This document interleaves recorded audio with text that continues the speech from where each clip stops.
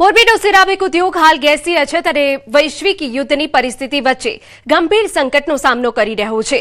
Iran Israel વચ્ચે યુદ્ધની અસરથી પ્રોપેડ ગેસની સપ્લાય અનિશ્ચિત બની છે, જેના કારણે માત્ર 2 જ દિવસમાં લગભગ 100 જેટલા સિરામિક યુનિટ બંધ થઈ ગયા છે। સિરામિક એસોસિએશનના પ્રમુખના જણાવ્યા મુજબ જો ગેસ સપ્લાયની સમસ્યા હલ નહીં થાય તો આગામી 4 થી 5 દિવસમાં વધુ 400 યુનિટ બંધ થવાની શક્યતા છે। બીજી તરફ ખાડી દેશોમાં નિકાસ પણ લગભગ ઠપ થઈ ગઈ છે અને અગાઉ મળેલા ઓર્ડર પણ સ્થગિત કરી દેવામાં આવ્યા છે। આ સ્થિતિના કારણે મોરબીના સિરામિક ઉદ્યોગ સાથે જોડાયેલા પેકેજિંગ, ટ્રાન્સપોર્ટ અને અન્ય ઉદ્યોગો પર અસર પડી રહી છે, તેમજ હજારો કામદારોની રોજગારી પર પ્રશ્ન ઉભો થયો છે। સરકાર તરફથી ઉદ્યોગને રાહત મળે તેવી ઉદ્યોગકારો આશા રાખી રહ્યા છે। અત્યારે ગેસની કટોકટીના હિસાબે શટડાઉન લીધા છે બધા પ્લાન્ટ, બરાબર તો અત્યારે લાખો માણસોની રોજગારીનો સવાલ છે। અત્યારે અમારે ફેક્ટરી શટડાઉન કરવી પડી છે, તેનું મેઇન કારણ છે પ્રોપેન ગેસની સપ્લાય અછત, જે આપણે યુદ્ધના કારણે અત્યારે ગેસની સપ્લાય ખોરવાઈ ગઈ છે।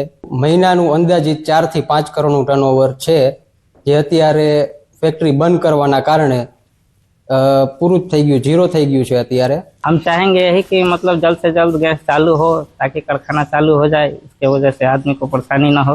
अंदाजे 100 યુનિટ જે છે આજની તારીખમાં બંધ થઈ ગયા છે અને આવનારા દિવસોમાં જો પ્રોપેન સપ્લાયનું કોઈ પ્લાનિંગ નહીં થાય અને જો નવી કોઈ સપ્લાય નહીં મળે તો આવનારા દિવસોમાં વધીને 4 થી 5 દિવસમાં કે 8 દિવસની અંદર બીજા 400 યુનિટો બંધ થવાની સંભાવનાઓ છે। ગલ્ફ ખાડીમાં થઈને જે વેસલો જતા હતા એમાં પણ એક્સપોર્ટમાં અસર દેખાઈ રહી છે। વૈશ્વિક બજારમાં કાચા તેલ $100 પ્રતિ બેરલ પાર પહોંચે છતાં પેટ્રોલ અને ડીઝલની કિંમતમાં વધારો થયો નથી। સરકારે જણાવ્યું હતું કે સરકાર વૈશ્વિક તેલ બજારો પર નજર રાખે છે। પશ્ચિમ એશિયામાં વધતા તણાવના કારણે મધ્ય તેલની કિંમતમાં તેજ વધારો થયો। વીજળી ઉર્જા સપ્લાયની ચિંતા વધી રહી છે। તો બીજી તરફ પાડોશી દેશ પાકિસ્તાનમાં અસર વર્તાવાની શરૂઆત થઈ। પેટ્રોલ ડીઝલની અસર વચ્ચે પેટ્રોલ પંપની બહાર લોકોની લાંબી લાઈન જોવા મળી। લોકો વાહનોમાં પેટ્રોલ ડીઝલ ભરાવવા લાઈનો લગાવી ઉભા રહ્યા।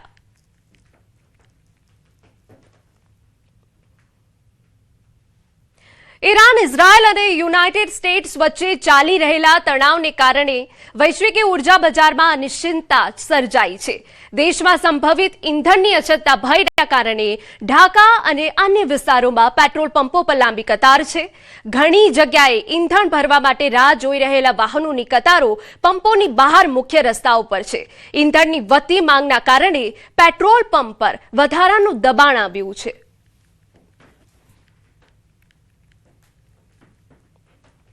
સમાચારમાં વાત કરીએ અમરેલીની। ધારીમાં લગ્નના ફુલેકામાં ધીંગાણું થયું। વેકરિયાપરામાં મોડી રાત્રે આ ઘટના બની। વરરાજાના ફુલેકા દરમિયાન અફરાતફરી સર્જાઈ ગઈ। મહિલાઓની ઉગ્ર બોલાચાલીનો વિડીયો વાયરલ થયો। મામલો વધતા પોલીસે બોલાવાઈ। એક વ્યક્તિ પર હુમલો કર્યાનો દાવો, પોલીસ સ્ટેશનમાં ફરિયાદ દાખલ। અમારા સંવાદદાતા રાજન વધુ વિગતે વાત કરવા જોડાયા છે। રાજન, પૂરી અપડેટ। એના સમગ્ર ઘટના છે ધારીના વેકરિયાપરામાં ગત સાંજે એક જાન આવી હતી। લગ્ન પ્રસંગમાં ફુલેકો નીકળ્યું હતું અને આ ફુલેકા દરમિયાન 2 જૂથ વચ્ચે અચાનક અથડામણ થઈ હતી। આ અથડામણ છે હિંસક બની હતી અને 2 વ્યક્તિઓએ સામસામી મારામારી પણ કરી હતી। એક વ્યક્તિને ઈજા પણ પહોંચી છે અને આ સમગ્ર મામલે પોલીસ ફરિયાદ પણ દાખલ થઈ છે અને હવે આગળની તપાસ ચાલી રહી છે। બિલકુલ, તો મામલો વધતા પોલીસે બોલાવાઈ, જો કે પોલીસે હવે વધુ તપાસ હાથ ધરી।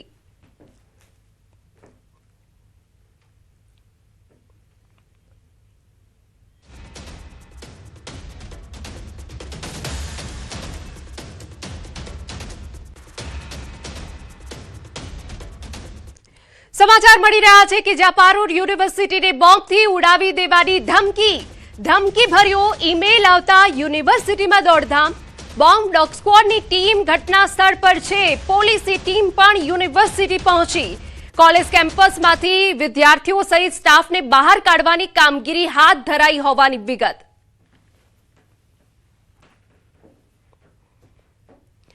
તો ધમકીભર્યો ઈમેલ આવતા યુનિવર્સિટીમાં દોડધામ મચી ગઈ છે. ગઈકાલે પણ અલગ અલગ જે કોર્ટ છે રાજ્યની ત્યાં ધમકીભર્યો મેલ આવ્યો હતો અને આજે કોલેજ કેમ્પસમાં જ ધમકીભર્યો મેલ આવ્યો છે, જેના કારણે તેને ખાલી કરાવવાની કામગીરી હાથ ધરાઈ છે, પરંતુ પોલીસનો કાફલો ઘટના સ્થળ પર પહોંચી ગયો છે અને તપાસ હાથ ધરવામાં આવી છે. ધમકીભર્યો મેલ અને યુનિવર્સિટીમાં દોડધામ મચી ગઈ છે. અમારા સંવાદદાતા હાર્દિક દીક્ષિત વધુ વિગતે વાત કરવા જોડાયા છે. હાર્દિક, શું વિગત છે આપની પાસે? બિલકુલ, જો બોમ્બ થ્રેટની વાત કરીએ તો વડોદરા સહિત રાજ્યના જુદા જુદા જિલ્લા અને તાલુકામાં અગાઉ પણ આ પ્રકારની ધમકીઓ જે છે તે મળી ચૂકી છે. ત્યારે હવે વડોદરા કોર્ટ બાદ જે વાઘોડિયા તાલુકામાં આવેલી પારુલ યુનિવર્સિટી છે તેને બોમ્બથી ઉડાવી દેવાની ધમકી જે છે તે એક ટીકર ફોર્સ દ્વારા આપવામાં આવી છે. આ યુનિવર્સિટી સત્તાધીશોનો મેલ મળ્યો હતો અને તેમાં આવ્યું હતું કે તમારી જે યુનિવર્સિટી છે ત્યાં એક બાદ એક બોમ્બ ધડાકા થશે. આ મેલ મળતાની સાથે સ્થાનિક પોલીસને જાણ કરવામાં આવી. સ્થાનિક પોલીસ દ્વારા ડોગ સ્ક્વોડ બોમ્બ સ્ક્વોડને જાણ કરવામાં આવી છે અને થોડી વાર પહેલા જ એટલે કે થોડાક સમય પહેલા જે છે તે બોમ્બ સ્ક્વોડ ડોગ સ્ક્વોડ સહિતના જે ઉચ્ચ કક્ષાના અધિકારીઓ છે તેઓ સ્થળ પર પહોંચ્યા છે. તકેદારીના ભાગરૂપે જે કેમ્પસ છે તે આખું ખાલી કરવામાં આવ્યું છે. સમગ્ર સ્ટાફ છે, વિદ્યાર્થીઓ જે છે તેઓને બહાર કાઢવાની કામગીરી જે છે અત્યારે પણ ચાલી રહી છે, કારણ કે પારુલ યુનિવર્સિટીમાં હોસ્ટેલ પણ આવેલી છે અને હોસ્ટેલમાં દેશ વિદેશના વિદ્યાર્થીઓ જે છે તે રહે છે અને ત્યારબાદ યુનિવર્સિટીમાં અભ્યાસ કરે છે. ત્યારે તકેદારીના તમામ પગલાં જે છે તે હાલ લેવામાં આવી રહ્યા છે. બિલકુલ, અગત્યની જાણકારી બદલ આભાર. સમાચાર પંચમહાલમાંથી ગોધરાના અછાલાના જંગલમાં આગનો બનાવ. સૂકા પાંદડામાં આગ લાગતા વધુ આગ પ્રસરી. આગ કોણે અને કેમ લગાડી તેને લઈને તપાસ. આગના કારણે જંગલમાં વસવાટ કરતા પંખીઓની હાલત કફોડી. તો આજે દ્રશ્યો બતાવી રહ્યા છે ગોધરાના અછાલા જંગલના છે કે જ્યાં સૂકા પાંદડામાં આગ લાગી અને આગ વધુ પ્રસરી ગઈ હતી, જેના કારણે પશુ પંખીઓ સંકટમાં મુકાઈ ગયા હતા. જોકે આગ કોણે લગાડી છે, કયા કારણોસર લાગી છે તેની તપાસ.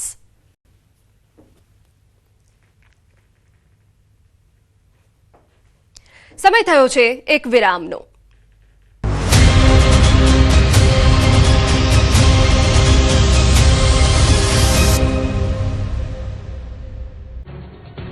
ગુજરાતમાં ગરમીનો પારો છટક્યો છે. ધીમે ધીમે ઉનાળાએ રફતાર પકડી છે. ઉનાળાની શરૂઆતથી જ આકરા તેવર બતાવવાનું શરૂ કર્યું. રાજ્યના વિવિધ ભાગોમાં હીટવેવથી હાહાકાર મચી ગયો છે. 8 શહેરોનું તાપમાન 39 ડિગ્રીને પાર પહોંચ્યું છે, તો 40 ડિગ્રી સાથે રાજકોટ સૌથી ગરમ શહેર રહ્યું છે. બીજી તરફ ભુજ, ડાંગ, ડીસા, અમદાવાદ, ગાંધીનગર, બરોડામાં 39 ડિગ્રી તાપમાન નોંધાયું. સુરતમાં પણ 39.1 ડિગ્રી તાપમાન નોંધાયું. રાજકોટવાસીઓને ગરમીએ રાડ પડાવી દેતા ઠંડા પીણાની દુકાનો ધમધમવા લાગી. લોકો પણ ગરમીથી છુટકારો મેળવવા માટે ઠંડા પીણાનો સહારો લેવા લાગ્યા. બીજી તરફ રસ્તાઓ અત્યારથી સુમસામ થવા લાગ્યા છે. હવામાન વિભાગે 2 દિવસ હીટવેવની આગાહી કરી છે. 10મી માર્ચે રાજકોટ, ભાવનગર, બોટાદ, અમરેલી, કચ્છ, સુરતમાં હીટવેવની આગાહી છે, જ્યારે 11મી માર્ચે રાજકોટ, ભાવનગર, બોટાદ, અમરેલી, કચ્છ, સુરતમાં હીટવેવની આગાહી કરાઈ છે.